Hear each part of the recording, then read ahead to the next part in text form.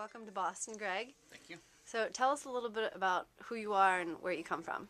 I'm Greg Staffa from Minnesota.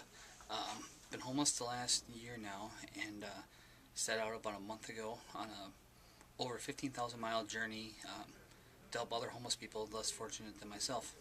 And where have you been so far?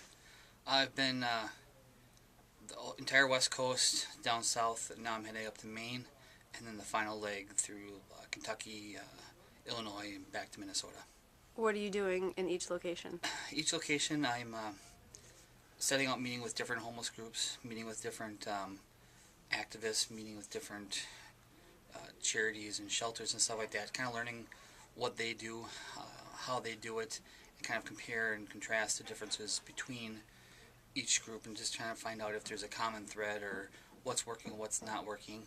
At the same time, I sold a bunch of belongings, stocked up on socks, clothing, some sleeping bags and stuff that I've been giving out to the homeless people that I've met along the way, just randomly on the streets.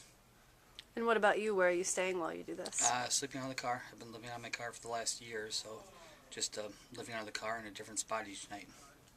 And how has that been for you? How's the whole adventure been?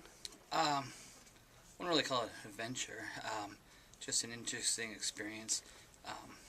Makes you realize that even though you feel like you've kind of lost everything, there's always people that are hurting less or hurting more than you are, and it doesn't take much to kind of give a hand to the person that's right below you. Would you say that that's sort of been your greatest lesson? Yeah, I mean, the greatest lesson I think I've found is just when you immerse yourself, when you go to a corner and see a bunch of homeless people, even when I was homeless or am homeless, you kind of have that kind of stereotype where you don't know what you're going to find. And what I've been amazed is the friendly givingness of people, that just random strangers on the street that have lost it all, yet they've been the most caring people that I've met.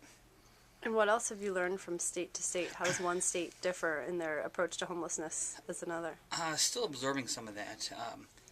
It's amazing that you can go to a state like Helena, Montana, where their shelters there, they treat you as a human being unless you act like a criminal. Or you can go to another state and you're treated as a criminal unless you leave and they haven't taken anything. So there's a lot of different areas have different ways that they judge you even when you're just walking in the door. And now, what about your story? Can you tell us a little bit about how it was that you literally got from Montana here to Boston, and before that, before you hit the car and hit the road? I was a Northwest Airlines employee for about 10 years. Got injured on the job and became a work comp dispute. Ended up taking it to court, won, and but in the process kind of fell behind on the mortgage and everything like that. And even though I won my case, there were so many loopholes in the work comp system that basically cost me everything just for getting hurt at work. Now, where are you going next? You're in Boston now, obviously. What's on the horizon? Heading up to Maine is the kind of tip-off point, then heading back down south a little bit to Kentucky, Illinois, and then back to Minnesota. Now, when all this is said and done and you finally make it back to Minnesota, what do you hope that the main takeaway from this trip will be? I'm not trying to change the world. I'm not trying to make a difference in anyone's overall attitude. Just kind of making a difference to one person at a time. Doing the best that I can to kind of pay it forward, because I may be homeless, but I still have a lot of things that I'm thankful for. I have a car that has heat. I have a warm sleeping bag that I can sleep in at night. I have my health and everything like that. So I appreciate the things that I do have, and in doing so, realize that I can I can contribute to society as well. And so I'm not looking to change the world, but if I can make a night easier for someone else that has a little bit less than me by giving them a warm pair of socks or giving them my sleeping bag, then to me it's worth it. Now, you mentioned your sleeping bag, and the story that when you and I were talking earlier that touched me a lot was when you met someone on the road who didn't have a sleeping bag. Can you share that one anecdote with us? I use Twitter a lot, and there's a lot of homeless people that are on Twitter, and I was referred to meet a guy that was homeless in kind of the Idaho area, and he. So I arranged to meet him, and I met him, and just an amazing guy. And his name is Joseph Two Dogs on Twitter, and I felt bad. I mean, here's a guy that he had everything. He felt blessed, but I saw the blankets and stuff he had, and it just wasn't good enough for the weather that he was in.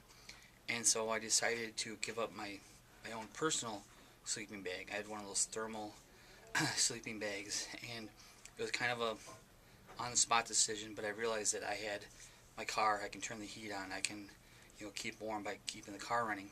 So I gave him my sleeping bag. Didn't tweet about it. Didn't make a production out of it. And I said, "Here, you need it more than me." The next morning, I got a tweet because I followed him, and he had mentioned that it snowed 4 inches that night, and he slept through it for the first time because he was so warm because of the sleeping bag that I gave him. So that right there kind of made my trip that I basically changed the person's sleeping pattern where, 4 inches of snow falling on you while you're living in the streets is not a fun thing, but for him to be able to sleep through it and be warm kind of made the whole trip right there worth it. Yeah, and that's just one person that you've met on the road. Yep, giving out socks, giving out United Way gave me about 100 shirts, and I got some other shirts and stuff that I'm just giving away, clean socks and clean shirts too. Now, you and I were discussing earlier about how Twitter is such a great equalizer and a great way to share information and meet new people and stuff. So for those who are watching this right now who want to follow you and keep tabs on where you are, how can they do that? They can follow me at Staffa Road Trip. That's STAFFA Road Trip. Great. Well, thank you so much, Greg. We're honored to meet you, and thanks for coming to Boston. Thank you.